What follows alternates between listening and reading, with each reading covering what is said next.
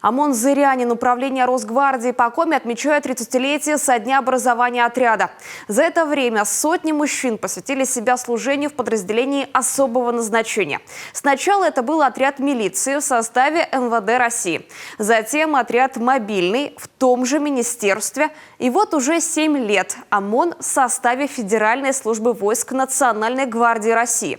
Большинство его сотрудников – ветераны боевых действий. Многие из них были в служебных командировках на Северный Кавказ, принимали участие в различных специальных и боевых операциях, в том числе в нейтрализации террористов и вооруженных преступников. При исполнении служебных обязанностей погибло 5 сотрудников отряда.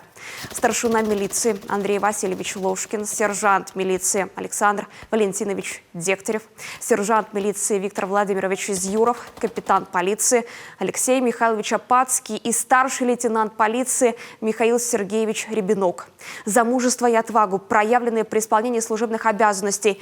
85 сотрудников Сыктывкарского отряда награждены государственными наградами. 5 орденами мужества, из них 2 посмертно.